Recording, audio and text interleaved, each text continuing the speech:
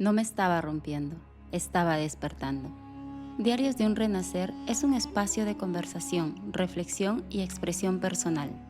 Las experiencias, opiniones y relatos compartidos en este podcast, tanto por los invitados o como por la anfitriona, son responsabilidad de quien las expresa y no buscan imponer una verdad absoluta. El contenido de este podcast no sustituye ningún tipo de diagnóstico, tratamiento ni acompañamiento profesional médico, psicológico o terapéutico. Si atraviesas una situación que requiere apoyo especializado, te invitamos a buscar ayuda profesional. Escucha con apertura, discernimiento y respeto por tu propio proceso. Hola, hola, ¿cómo están? Bienvenidos a nuestro 7º episodio de Diarios de un Renacer. Hoy tenemos una invitada muy especial. Ella es Laura Mata.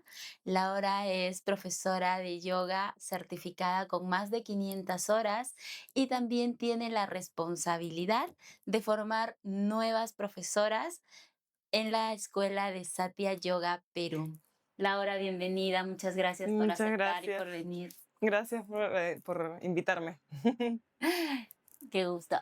Vamos a comenzar primero preguntando quién es Laura Mata, cómo llega al país, eh, a qué edad se inicia en el yoga y qué le lleva a tomar la decisión de querer iniciarse en el yoga, ¿no? Mm. Bueno, yo tengo 16 años acá en Perú. Llegué a los 17, así que tengo ya casi el mismo tiempo en Venezuela y en Perú. Por eso me considero realmente quizá un poco más peruana que venezolana. Perdón por todos los venezolanos que me escuchan. Porque toda mi vida adulta pues la he hecho acá, ¿no? Claro. Entonces, si hay algo, hay una conexión especial con Perú en general y bueno, con Lima. Yo empecé a hacer yoga la primera semana que llegué a Perú. Entonces, antes de eso no conocía qué era. Mi mamá en algún momento lo practicaba, pero pues no sé, no le daba mucha atención. Y mi madre vino primero a Perú por trabajo y luego me uní a ella en julio del 2010 y ella me llevó a mi primera clase de yoga. Tenía 17 años, lo cual nunca es fácil cuando uno es adolescente empezar a hacer algo así, porque a pesar de que es muy bueno, usualmente la disciplina, la constancia, no son como características particulares de un adolescente, ¿no? Entonces, fue más bien como primero una obligación y luego poco a poco me fui dando cuenta de que me gustaba. Lo primero que me enamoró de la práctica de yoga definitivamente fueron las asanas, ¿no? Las posturas. Me parecían divertidas, me pareció rico la forma en la que terminaba el cuerpo. Y luego, a través de la práctica de posturas, empecé a profundizar un poquito más con los años también, ¿no? En qué es más allá de las asanas, de las posturas, qué es la práctica de yoga, ¿no? Pero bueno, así empecé y no paré, no paré. Ha sido la única constante en mi vida desde hace 16 años. Todo ha cambiado, todo cambia, pero el yoga me ha estado acompañando en todo momento, en todos los cambios. Es como lo único que realmente ha permanecido durante mucho tiempo. Qué rico, una disciplina 100%. Sí, y que va cambiando, ¿no? Es fluctuante Claro, también. Las cosas nunca son lineales, pero sí, fue una constante. qué lindo. Lau, ¿y qué podrías decirnos que significa la palabra yoga para quienes nos están escuchando? Ya. Yoga, etimológicamente, viene del sánscrito yug, que se traducir sánscrito no es fácil porque las traducciones nunca son directas, o sea, no es como en inglés, que no sé, blue significa azul, sino una sola palabra en sánscrito puede ser un concepto, ¿no? Ah, Pero yug se traduce básicamente como unión, conexión, atar dos cosas, y eso es lo que significa yoga, básicamente, ¿no? Eh, también se puede traducir como la unión, como es unión del cuerpo con la mente y el alma, o el balance entre estos tres factores de la vida, ¿no? El cuerpo, la mente y el alma. Ujú. Hablas de sánscrito. ¿Has estudiado sánscrito? ¿Cómo conoces el sánscrito, que es una lengua neta de la India? Es, O es de... como el latín de la India, o sea, es la lengua antigua la lengua madre del hindi, que es la lengua que se habla ahorita. Se hablan muchas lenguas, ¿no? Pero la principal es el hindi. Em, pero no sé sánscrito, o sea, si me pones unas escrituras, no te podría definitivamente leer eso. Pero con la práctica de asanas, como las asanas también se hablan en sánscrito, Ajá. he aprendido bastante sobre sánscrito y más o menos las pronunciaciones y los significados, pero no, definitivamente no soy especialista en sánscrito, es bastante complejo. Wow. Sí. Tengo una pregunta aquí. Dice, ¿de dónde proviene originalmente el yoga? ¿Es netamente considerado de la India o viene de otra cultura de ahí? Ujú. Bueno, es curioso porque, claro, cuando mencionamos yoga, lo primero que pensamos es en India, Ajá. ¿no? Pero primero hay que ponerle cara a eso que pensamos que es yoga, ¿no? Porque yoga como práctica meditativa e integral, donde se hacían respiraciones, meditaciones y posturas, Ujú. sí viene de la India. Pero en el siglo XX, el yoga tuvo, o India en general, tuvo un impacto muy fuerte de un tipo de gimnasia sueca que llegó a través de los británicos que estaban como Conquistando. colonos en India. Ajá. Eh, y muchos maestros o profesores de yoga de la India adaptaron muchas de estas posturas y formas de gimnasia que se hacían para entrenamientos militares o ese tipo de cosas para sus clases. Entonces, todo lo que conocemos ahora como posturas de yoga, como perro mirando hacia abajo o chaturanga, viene realmente de ahí. Las escrituras antiguas tienen muy pocas asanas, hablan de muy pocas posturas y nunca hablan de este flujo que ahora conocemos como viñasa, que es básicamente lo que hacemos muchos en clase, ¿no? Siempre hablan de 8 o 10 posturas y la mayoría son meditativas, algunas de cabeza y nada más, ¿no? Sí. Entonces ha sido como se ha enriquecido del occidente, a pesar de que, o sea, que sí es indio, definitivamente es de por allá, también se ha alimentado y lo que ahora conocemos como yoga también viene un poco de occidente. Ajá. Guau. Eh, Se dice que el yoga y la respiración lo es todo, ¿no? Eh, ¿Qué papel cumple realmente y por qué es el puente entre el cuerpo y la mente? La La respiración. respiración. La respiración primero tiene un impacto de el cuerpo tiene movimientos voluntarios, tiene cosas voluntarias. Yo decido, puede ser inconsciente, pero es una decisión mover mi brazo.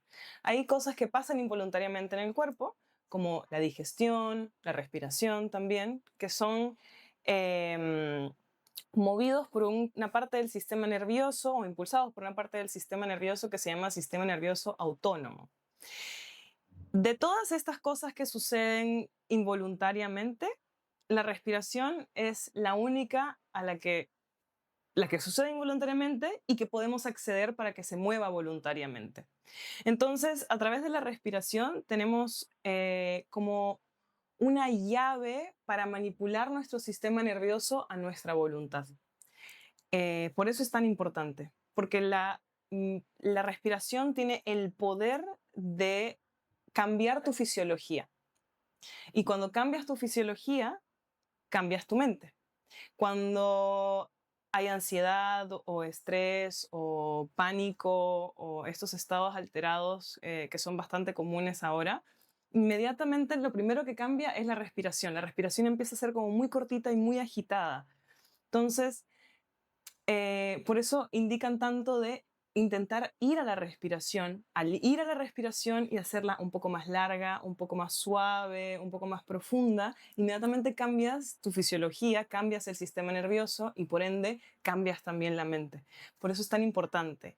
Además, la respiración, como es algo que sucede de forma autónoma, sin que lo pensemos demasiado, em, no nos damos cuenta realmente cómo respiramos, porque lo damos por hecho, simplemente respiramos y punto, ¿no? Si no, no estaríamos acá. Pero me parece que ahora que se está invitando cada vez más a la conversación, esto de la respiración consciente es genial porque nos están dando una herramienta que además es gratuita Sí. y que se puede hacer en cualquier parte. No necesitas un profesor, no necesitas estar en un estudio, no necesitas estar en un país específico, como de verdad te acompaña a todos lados y puede ser una herramienta maravillosa para cambiar y decidir también, tener esa fuerza de decidir en qué estado vas a estar tú en ese momento, ¿no? Ese es el poder que tiene la respiración. Y el yoga lo que te enseña es primero darte cuenta cómo estás respirando y luego a poder controlarla. Y cuando la puedes controlar en un estado en el que estás pasivo, normal, ¿no? Que se llama como un estado frío, luego de que entrenas en ese estado frío, cuando estás en estados calientes, ¿no? En estos estados emocionales un poco más alterados, vas a poder acceder a eso. Es como cuando haces gimnasia y, no sé, levantas una pesa y tú lo estás haciendo todos los días y de repente viene el día que tienes que cargar algo muy pesado, ya ese músculo está fuerte para levantar eso, ¿no? Es exactamente lo mismo. Entonces, la práctica de yoga y muchas otras prácticas, porque no solamente el yoga, pero el yoga le da mucho énfasis a la respiración, educa a la conciencia a observar la respiración, a darse cuenta cómo se está moviendo, cómo se altera dependiendo de los ejercicios, cómo aprender a controlarla, ¿no? Cómo aprender a observarla y qué sucede. Cuando hablas de educar, ¿de qué forma podríamos decir que la educa? Hay ejercicios específicos llamados pranayama, que prana en sánscrito significa energía vital, yama o ayama es control o elongación de esa energía vital. Con estos tipos de prácticas se puede entrenar. Son directamente para entrenar este tipo de respiraciones, pero solamente hacer posturas con conciencia en la respiración ya también es un entrenamiento. Es como decirte, cuando haces las posturas y estás respirando, es como baby steps y pranayama ya es como entrenamiento más fuerte. Entonces, pero solamente hacer ejercicio y respirar y que todo el tiempo te estén recordando de respirar y que todo el tiempo te estén recordando de no sostener el aire adentro, ya es una forma de que de repente se te prenda el, ok, ¿cómo estoy respirando? Me estoy dando cuenta de que estoy respirando o de que no estoy respirando en este momento, ¿no? Y ya después los pranayamas son ejercicios más directos para entrenar eso. Ento- muchas personas llegan al yoga en busca de bienestar físico, pero ¿en qué momento consideras tú que la práctica empieza a transformar las emociones y la estructura de su pensamiento? Bien, yo creo que todo es la intención que le pongas detrás. Porque la práctica no funciona, creo yo, si realmente no hay una entrega. Ujú, Porque no es fe a ciegas, pero sí hay una sensación de confianza, especialmente al inicio. ujú. Porque como todas las terapias holísticas o naturales, pues los resultados no se ven inmediatamente. Tienes que confiar también en el proceso y tienes que ir y tienes que hacer y hacer y hacer hasta que suceda. Por eso también hay mucha gente que renuncia, ¿no? Fácilmente. O que, bueno, no es el momento de su vida en el que tienen que hacerlo y vuelven en otro momento también. Eso pasa muchísimo. Entonces no te puedo dar como un tiempo específico, pero si hablamos de tiempos de una persona que lo está haciendo constantemente, yo creería que en unos 6 meses uno puede empezar a ver realmente los efectos. Y no son solamente físicos, porque sí hay buenos efectos físicos, pero también hay muchos tipos de práctica y va a depender de cuáles son tus necesidades específicas, qué tipo de lesiones tienes para que hagas una práctica que te venga bien a ti, porque también hacer una práctica que pueda ser lesiva para ti en ese momento no es tan bueno, ¿no? Si escoges, ya, estás entrenando, estás haciendo la práctica que debes hacer con la guía que tienes que hacerlo, un mínimo de 2, 3 veces por semana. Yo creo que en 6 meses, y este es o sea, quizá en ChatGPT dicen otra cosa, no sé, pero bajo lo que yo creería y lo que he visto es que 6 meses constante realmente uno puede empezar a notar las diferencias. Te pones menos reactivo, eres menos reactivo, te das cuenta de que la palabra tiene un efecto importante, de que el silencio también es terapéutico, de que es necesario moverse, eres más empático contigo, por lo tanto eres mucho más empático con el resto, compasión hacia ti, hacia tus procesos y hacia el resto. Entonces es integral, ¿no? Como que el bienestar, otra vez, el cuerpo no es aislado, ¿no? Entonces el bienestar no puede ser solo físico y bueno, la mente y lo demás que se espere. Siempre es todo en conjunto. Claro. Entonces sí. Lo que a mí me viene a la cabeza es, y es muy cierto lo que dices, cuando uno está preparado, pues la práctica llega, ¿no? Por ejemplo, yo años atrás, en el 2016, 17, tuve unas prácticas X de yoga y yo decía, qué flojera hacer yoga, qué súper lento, no, no paso. Vuelvo al gimnasio donde estoy a 1000 por hora y todo, ¿no? Pero luego pasó lo que pasó y ya en el 2020 que procesaba todo esa situación un poco difícil en mi vida, y los efectos que traía la pandemia también, ¿no? Sumado a eso, me pareció perfecto. Ujú, Y ujú. comenzar a aprender a relajar, aprender a respirar en la forma tan incómoda, es brutal, pues, ¿no? Es Sí, bonito. Te vas sí, sí, haciendo sí. consciente de todo lo que acabas de explicar. Y un poco mi pregunta iba, ¿en qué momento o cómo o por qué crees tú que una vez que comienzas a integrar la práctica y todo, va cambiando el otro aspecto, por ejemplo, la alimentación, lo que vemos, cómo nos hablamos, o sea, ¿por qué crees que se da también ese cambio? Yo creo que estamos acostumbrados como sociedad a no observar, a no darnos cuenta. Estamos muy distraídos también. Hay demasiados estímulos externos todo el tiempo, ¿no? Y hay muchas responsabilidades y todo el tiempo la mente está hacia afuera y la conciencia está hacia afuera. Entonces, cuando te das ese espacio, primero, cuando tú vas a clase, no celular. Claro, ¿No? Y eso ya es un una espacio, conexión. una hora de no saber si te escribieron, si te llamaron, si te llegó un correo electrónico, si te dieron like, si no te dieron like. Entonces, eso ya te separa, ¿no? Claro. Del mundo externo. Luego, es un espacio donde estás una hora escuchando tu respiración, pendiente de tu cuerpo, observando cómo se siente, qué debo hacer, qué mejor no debo hacer, cómo lo ajusto, cómo no lo ajusto. Entonces, también mientras menos ruido hay, yo creo que empiezan a llegar este tipo de informaciones que quizás estaban ahí, pero había tanta bulla que no se podía observar. Entonces, mientras más silencio hay, más uno te das cuenta, uy, no sé, no quiero comer esto porque sé que me hace mal o le hace mal al medio ambiente o Claro. no contribuye con la sociedad o lo que sea. O qué pasa si no me provoca estar tocando el claxon todo el tiempo, ¿no? Claro. De repente quiero tomármelo con más calma, qué sé yo. Pues, como que empiezan a suceder cosas y a mí me parece que es el darte silencio. Y eso que es una hora al día, bueno, o a veces menos, ¿no? O a veces más. Claro. Pero no necesitamos más que eso para de repente decir, ok, me siento mejor después de esta hora de silencio o de calma, porque tampoco estás todo el tiempo en silencio, ¿no? Y el profesor hablando, pero en fin, ¿no? Pero hay una hora de calma. Entonces, ¿cómo hago? Como que de repente el resto de mis horas del día se empiezan a empapar de esto, ¿no? Sí. Qué bonito. Este, Tengo una pregunta aquí.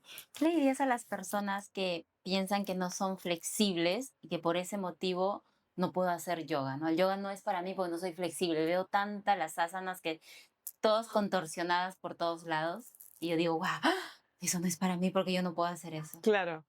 Primero, el yoga no es eso. Muy bien. Eso es importante. Esa parte es divertida y está muy Y bien. también para la foto. Y claro, y te reta y te enseña muchas otras cosas también, ¿no? Pero eso no es la práctica de yoga. O sea, mi profesora, hace poco estábamos en una clase y nos decía, ¿no? Estamos haciendo una de estas posturas bastante complejas y de estas que dan miedo, ¿no? Que la gente ve y dice, ay, no, yo no puedo, pero estábamos haciéndola, entonces nos paró a todas y nos dijo, bueno, solamente háganlo si pueden habitar dentro de la postura. Como no háganlo, o sea, no lo hagan por hacerlo. No lo hagan rígidas, tensas, apretando la respiración. Entonces, ella dijo, habitar significa poder respirar. Si tú puedes respirar tranquila, significa que puedes estar ahí. Si no puedes respirar tranquila, todavía necesitas tiempo. Entonces, me encantó, porque realmente las prácticas de yoga y esta parte de las asanas que a veces es como tan abrumadora porque ves muchas cosas y también el exceso de contenido en las redes y es lo que vende, ¿no? Y un montón de cosas, hace pensar que solamente es eso. Y yo creo, y me voy a llevar esto de ella porque me encantó, que del yoga, especialmente en las asanas, es poder respirar dentro de una postura. Y aunque estés de pie nada más, o aunque estés sentado nada más, o aunque te estés poniendo los pies en la cabeza. Es como, si puedes respirar, estás haciendo yoga. Si puedes estar tranquilo y sereno haciendo eso, estás haciendo yoga. Entonces, bueno, tú has ido a mis clases. Entonces, sabes que las clases no son... O sea, quizás sea, no. Si quieres, o sea, a veces hacemos algún tipo de locura, pero tampoco es una cosa forzada ni Que le ni cueste una obligada. lesión a alguien. Claro, ¿no? Es más como, y siempre intentar tomárselo como un poco un juego. No, voy a probar esto con toda la inteligencia corporal que estoy ganando, pero no pasa nada si no sucede. Porque si sigo haciéndolo, lo más probable es que en algún momento suceda desde este espacio de habitar en vez de luchar, ¿no? Y estar así como frustrada, tiene que salirme. Y también el 90% de las personas que empiezan a practicar yoga no son flexibles. Tienen que ser bailarinas, bailarines, gente que viene de algún tipo de entrenamiento de otro tipo, como circo, que ya llegan listos, que tú dices, wow, no le tengo que, o sea, ya lo mando para atrás y se va para atrás, ¿no?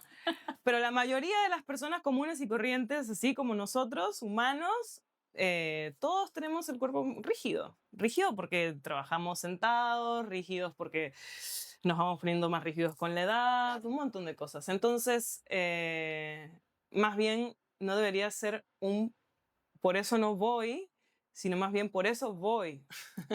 Claro. Porque si estoy rígida necesito ir, Claro. ¿no? Menos contracturas en el cuerpo, ¿no? Claro, claro, claro, claro. Entonces es como más bien debería ser el por qué vas a clase y no el por qué no quiero empezar a ir, ¿no? Ujú. Y cuando hablas de habitar la respiración, ¿hay un tiempo máximo de respiraciones que deben estar las personas en una postura o depende? Depende del tipo de postura, depende del tipo de práctica que estés haciendo. Hay posturas restaurativas que te puedes quedar 15 minutos dentro de una postura, ¿no? Eso son muchísimas respiraciones. Claro.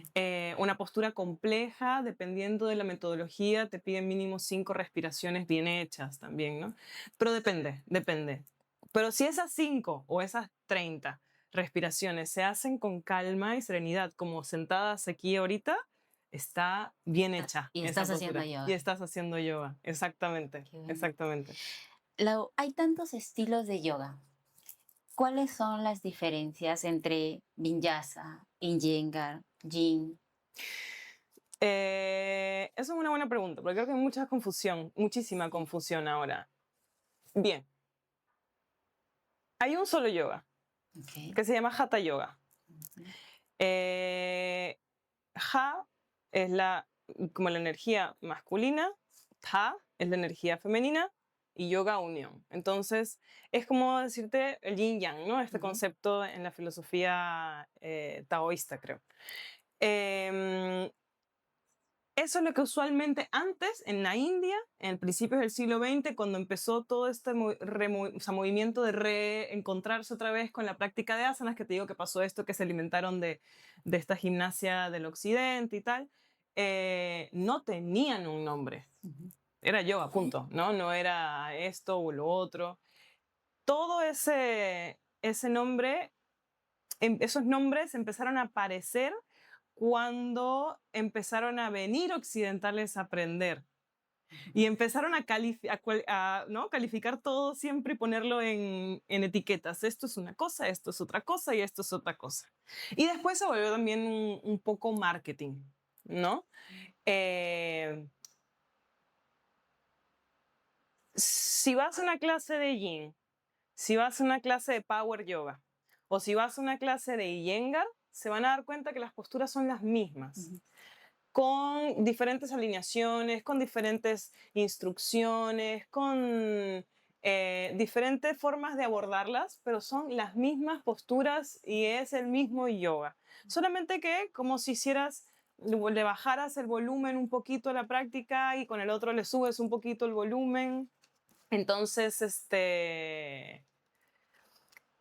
para poder discernir, porque al final estamos en este mundo donde hay un montón de tipos de yoga, para poder discernir hay que probar.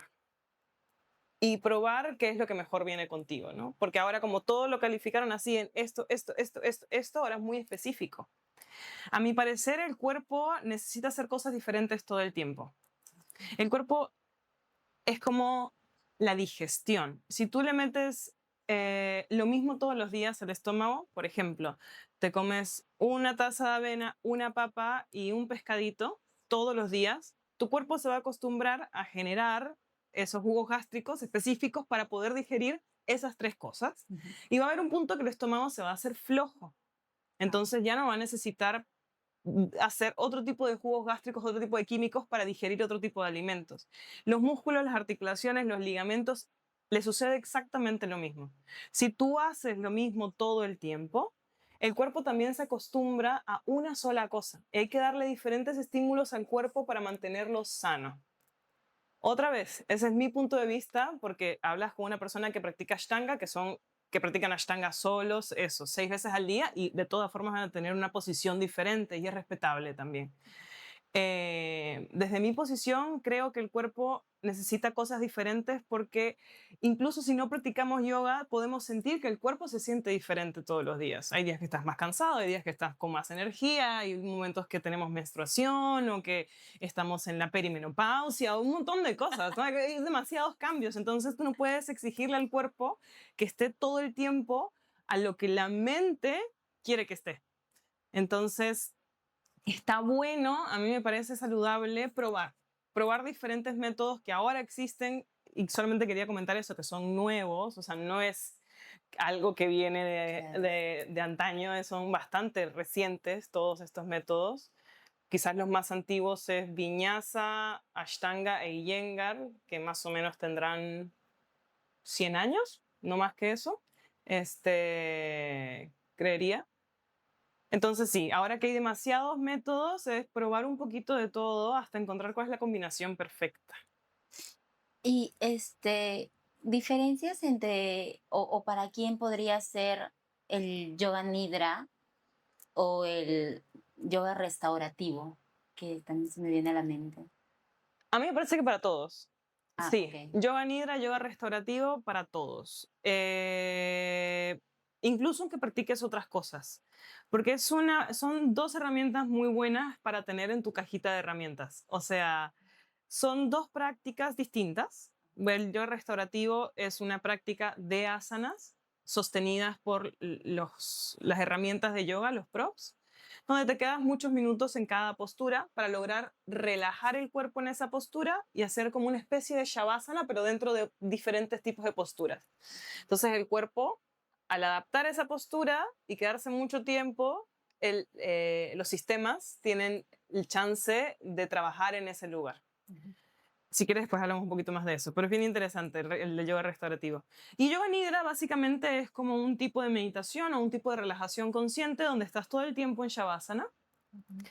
y hacen una meditación guiada, todo el tiempo guiada. Y tú vas básicamente siguiendo los pasos de esa meditación que te va a llevar por el cuerpo y luego la respiración y luego una visualización de diferentes imágenes y de ahí sales. Las dos tienen la cualidad de que calman la mente, pero también tienen la cualidad de que como calman la mente, si alguien viene con la mente muy agitada, suelen ser incómodas. Ah, Entonces es muy bueno eh, para hacerlas por lo menos una vez a la semana, o cuando tenemos la menstruación, o cuando estás muy cansado, o cuando la mente está muy agitada. A veces creemos que, y puede funcionar, pero a veces no, es cuando tenemos la mente muy loca, entonces voy a hacer algo muy intenso, ¿no? ujú. Por ejemplo, me voy a hacer, no sé, cardio en un lugar oscuro con muchas luces y un montón de ruido y parece que me siento mejor. ¿Ah? Te saturaría más. Claro, pero parece que te sientes mejor porque hay mucha dopamina, pero después la mente sigue súper agitada, ¿no? Entonces, son dos herramientas muy buenas, muy poderosas para calmar el sistema nervioso y para activar el sistema nervioso parasimpático. Por eso creo que todos. Incluso a mí me gusta practicar fuerte también, pero el yoga restaurativo es mi herramienta de descanso termino mi práctica y me hago un par de posturas de yoga restaurativo porque las necesito, porque necesito bajar un poco las revoluciones, ¿no? Entonces es una buena forma, es una buena herramienta de tener para ti y bueno, y si eres profesor o profesora es buenísimo porque también puedes ayudar muchísimo a otras personas, ¿no? Ujú. Y para las personas que no conocen el término, ¿qué es Shavasana? ¿Qué les podrías explicar por Shavasana? Shavasana también se traduce en sánscrito, o sea, asana es postura Mm. y shava es muerto o cadáver. La postura del cadáver. Exactamente, la postura del cadáver. Y tenía un alumno muy gracioso que era súper acelerado. Entonces, cada vez que le decía, bueno, vamos a entrar a Shavasana, me decía, ¿la postura del muerto? ¿Del muerto? Sí, esa misma, échate. Este, Pero es la más difícil. es la más compleja por esa misma razón, porque el cuerpo tiene que permanecer quieto. Ahora, mm,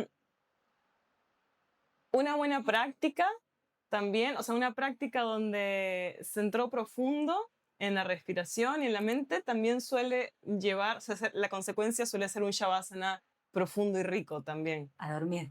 Claro, sí, súper, ¿no? Que estás en ese estado en el que no estás ni dormido ni despierto, sino que estás completamente en calma.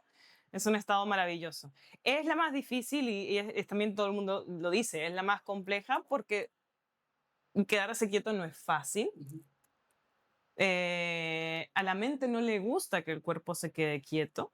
A la mente no le gusta quedarse quieta. La naturaleza de la mente es fluctuante. Siempre va a fluctuar, siempre va a querer estarse moviendo por todos lados. Y la idea es bajarla, no callarla, sino bajarla, ¿no? Tener todo el tiempo el control, no el control no es la palabra, sino la conciencia o el poder de decir, ven acá, ven acá. Entonces, por eso es la más compleja. Y no deja de ser compleja, porque la vida sigue siendo la vida. Entonces siempre van a ser cosas que te van a estar movilizando un montón. Y hay días en que Shavasana es maravilloso y hay días en que Shavasana es una tortura. Pero Shavasana hay que hacerlo por esa misma razón, porque hay que darle ese entrenamiento a la mente todo el tiempo. Lau, y hay una creencia o no sé qué tanto nos puedas decir cuando estamos con los días de la regla, de la menstruación. ¿Qué tanto es cierto que puedas hacer las posturas normal o incluso las invertidas? ¿Las deberías, no deberías hacerlas? Como para romper un poco esos mitos. ¿Cierto, no cierto? Es cierto, no se debería hacer. Ujú. No va a pasar nada grave, en el sentido no es que te vas a desangrar en ese momento, no es que no va a pasar nada grave. El peligro está en hacerlas a largo plazo, Ah, no prestarle atención y durante mucho tiempo hacerlo, ahí sí pueden haber problemas, cambios hormonales o cambios en tu menstruación también. eh, entonces es mejor evitarlas. Por ejemplo, en el método Ashtanga Vinyasa, incluso te dicen que no practiques durante la menstruación. Yo sé que parece bastante como, ¿no? Como, pero si me siento bien, quizás hay algunas mujeres que dicen, pero si yo puedo, pero si tengo energía. Sí, yo creo que no es, o sea, es importante que se practique también en esos días para mover un montón de energía, pero sí es verdad que son días especiales para nosotras y hay que cuidar el cuerpo al final, ¿no? Y nuestro centro energético está acá. Somos totalmente creadoras, entonces hay que cuidar la salud de esa zona. Eh, yo tengo endometriosis, entonces, claro, para mí nunca fue estoy bien, siempre ha sido lo opuesto. Cada vez que cada vez que me viene es bastante doloroso y bastante duro. Entonces, sí aprecio mucho las diferentes opciones de práctica para esos días, porque si tuviera que hacer una práctica normal, entre comillas normal, no podría. O sea, yo no te podría hacer un saludo al sol con la menstruación, por ejemplo, ¿no? Y muchísimo menos una postura que requiere cierto tipo de control abdominal como una invertida, ¿no? Entonces sí, hay que cuidar un montón durante la menstruación. Tampoco hay que satanizar. También tenía un maestro que decía, bueno, ya, él venía cada 6 meses y hacía cursos acá en Perú. Y claro, era especial, cada 6 meses venía, todo el mundo se reunía y estábamos un fin de semana entero practicando, practicando, practicando y a veces pasaba que justo venía en el momento en que tú estabas con la menstruación. Y era como, pucha, quiero practicar. Y él decía, no pasa nada, o sea, practica. Hoy, esta vez practica, olvídate, pero no lo tomes como algo recurrente. Con que lo hagas una vez no pasa nada, pero si lo haces a largo plazo puede ser dañino. Ujú.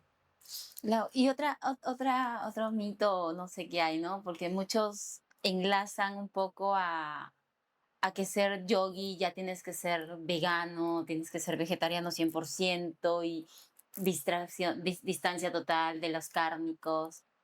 No. ¿De qué forma ayuda, no ayuda? Mito también. Es que también es medio polémico ese tema, porque creo que igual los cuerpos no son iguales y los Claro. cuerpos necesitan cosas diferentes también. Y hay personas que necesitan o quieren o no quieren dejar de comer proteína animal y está muy bien. Yo creo que la recomendación sería cómo te sientes tú. ¿Qué es lo que te dice el cuerpo? Estas cosas, ¿no? El cuerpo empieza a hablarte también una vez que empiezas a observarlo más. Y si te dice que dejes de comer carne o ya no te provoca o lo ves y no, está bueno, quizás no lo necesitas o quizás es un tiempo para dejar de comerlo, ¿no? Pero si tu cuerpo necesita comer carne, eh, no pasa nada. Es una cuestión ética. En el yoga lo unen mucho con el primer yama, que es ahimsa, que es la no violencia. En el budismo, por ejemplo, para poner una referencia, no dicen, por ejemplo, que uno de los preceptos, los primeros preceptos es No hacerle no daño. quitar la vida, no hacerle daño a ningún otro ser vivo. Y le pregunté esto una vez a un monje, porque yo sí soy vegetariana y además lo hago por razones éticas y morales mías, ¿no? A mí me hace sentir mejor no contribuir, ¿no? En esa industria. Y le pregunté y me dijo que realmente cuando uno come carne, no siempre la intención es hacerle daño a un animal. O sea, si tu intención es hacer daño a un ser vivo, como que cambia un poco la energía alrededor de la acción, ¿no? Pero si tu intención no es hacerle daño a un ser vivo, no estás contribuyendo. Pero también queda a manos de cada quien. Creo que cómo uno se siente mejor realmente. Definitivamente no es que va de la mano sí o sí, no es que no puede ser practicante de yoga y no comer carne o comer carne, es como realmente puede ser variable. Sí, hay muchas personas que no son muy estrictos y tienes que, ¿no? Y yo creo que esa posición hace que la gente salga corriendo. Que la asocian a que tiene que ser sí o sí vegetariano. Claro, entonces dices, bueno, ya, esto no es para mí, porque yo sí quiero comerme lo que sea, ¿no? Mi ceviche, mi pollo a la brasa, lo que sea. Entonces, Claro. pero no, No, yo creo que las cosas tienen, así como cuando la gente deja de fumar y lo hace naturalmente porque su cuerpo simplemente dijo ya no quiero fumar más, yo creo que es algo similar. Y cuando te viene el que no quieres comer más animales y quieres probar, está buenísimo. Y si no viene nunca, pues también no pasa nada, ¿no? No es que no puedes practicar yoga, sino sí puedes. Tengo una pregunta aquí que es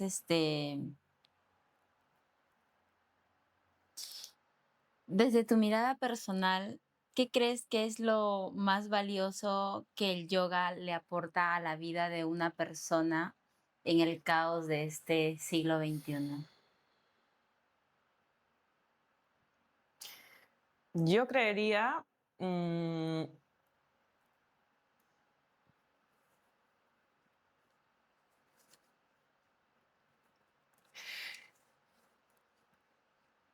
me parece que el yoga también ha entrado en esta vorágine de consumismo Ah, ujú, y de venta de producto que a veces se confunde. Pero si uno practica yoga desde la esencia, creo que puede aportar algo muy importante, que es espacio solo, espacio en silencio, espacio de autoobservación, de autoescucha, ujú, que no nos damos cuando estamos todo el tiempo pendientes de la computadora o del celular o de lo que sea. Cuando digo esto del consumismo es que por estar con la ropa, con el mat, en el lugar, no es que estés practicando yoga necesariamente. ujú. Tú puedes estar en pijama, en una toalla, en la mitad de la nada y estás haciendo yoga. Puedes estar haciendo yoga. Entonces, cuando realmente vas desde la esencia, cuando es una práctica de compromiso contigo, y eso, te da un espacio de silencio, creo que puede cambiar, puede apoyar muchísimo, muchísimo a todos los problemas de este siglo, ¿no? O que se han incrementado en este siglo por el exceso de distracción. Ujú. Ese es el gran tema, hay demasiada distracción. Y el yoga lo que busca es que estés cada vez menos distraído. Y menos distraído hacia adentro, o sea, que tu proceso de concentración sea como que el foco se hace así. Ujú. No estás todo el tiempo mirando hacia afuera. Entonces, sí, te va a ayudar a eso, a darte un espacio para poder volver a ti, que creo que puede ayudar muchísimo en muchos estados emocionales. Por eso ahora es tan popular, muchos psicólogos ahora también son profesores de yoga, mucha gente hace acompañamiento terapéutico con yoga, porque puede ser una herramienta de abstraerte de todo aquello que te saca de mirar hacia adentro, ¿no? De que el foco se vaya hacia afuera en vez de observarte a ti. Porque al final es tanto mirar afuera y comienzas a compararte y luego caes en crisis y en depresiones horribles, ¿no? Exactamente. Y ahora con las redes sociales es peor, Demasiado. es mucho, es mucho. La otra vez escuché un maestro también decir, no sé si las redes sociales están hechas para alimentar tu ego o para aplastar el ego de los otros. Es como, o estás observando cosas que te hacen sentir muy bien o estás observando cosas que te hacen sentir terrible contigo mismo, ¿no? Y al final lo que estás viendo no es cierto, no es verdad, es una pantalla. Claro, porque todo el mundo muestra lo que quiere, lo bonito, porque Claro, nadie va a mostrar cuando está destruido, está llorando, se cortó, claro. se rompió, nada, ¿no? Claro, claro, claro. Entonces, me parece que puede ser una gran herramienta para acompañar terapias. No es o sea, no es que vas a dejar terapia para hacer yoga, Claro, es un claro, súper acompañamiento, es una herramienta, creo, de acompañamiento y cuando está bien dirigida, mejor. claro. Sí. Lau, para nuestra comunidad de renacientes que escuchan este podcast, ¿podrías mencionarle 3 motivos para que comiencen a incorporar esta práctica en su vida cotidiana? 3 motivos. Bien. Primero, La práctica de asanas, la práctica de yoga es especial porque combina fuerza y flexibilidad. Y eso lo hace único.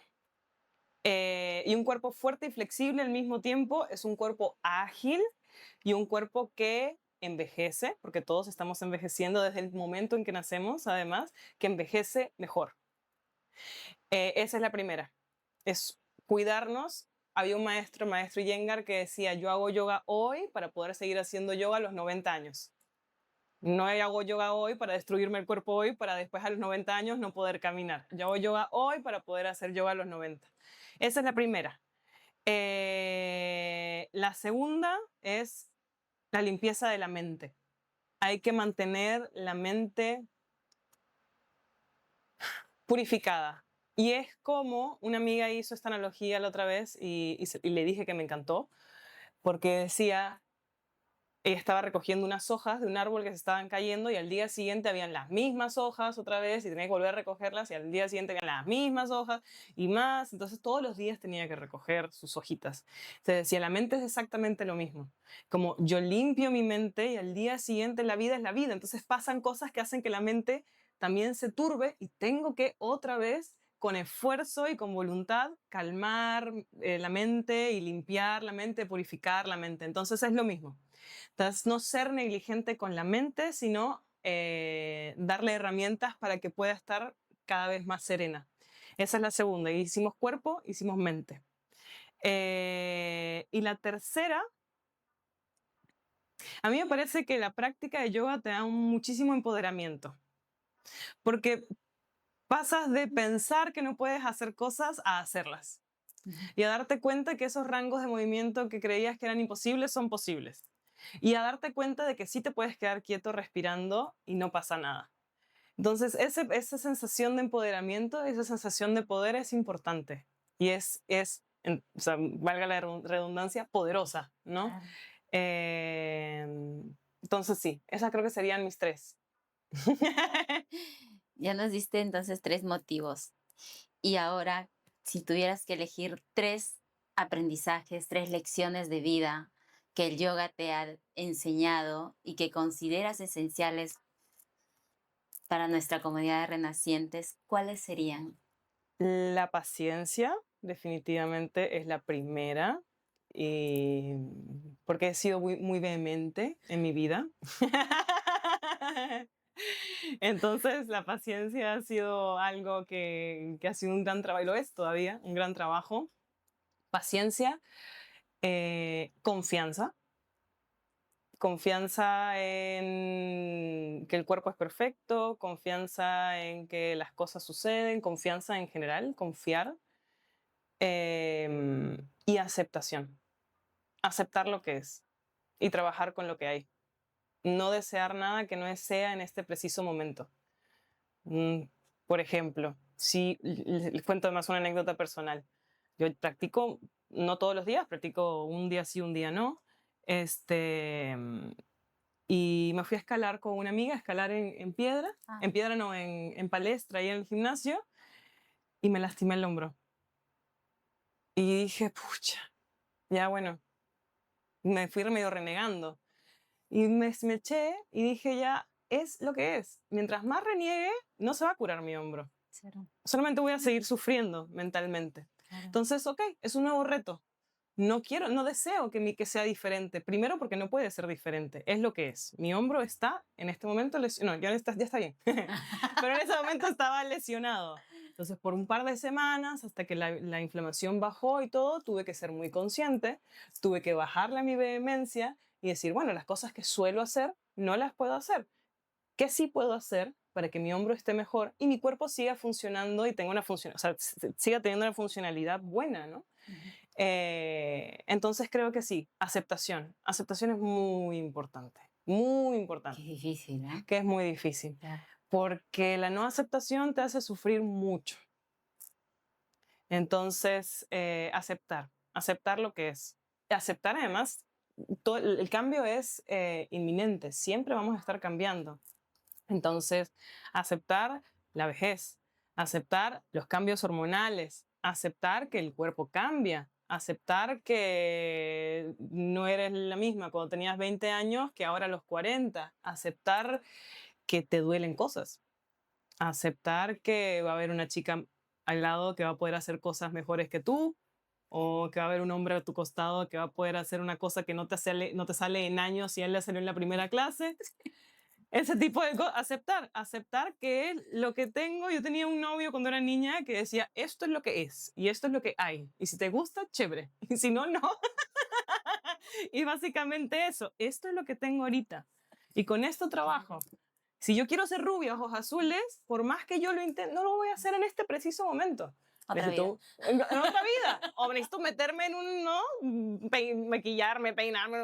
Tengo que hacer todo un proceso. Entonces, las cosas no son inmediatas. Como que hay que poco a poco ir aceptando qué es lo que hay, que esto es el cuerpo que tengo, que este es mi momento también en la vida. Y con esto trabajamos. Qué bonito, qué lindo, Lau, muchísimas gracias. Nos has No, dado gracias a ti.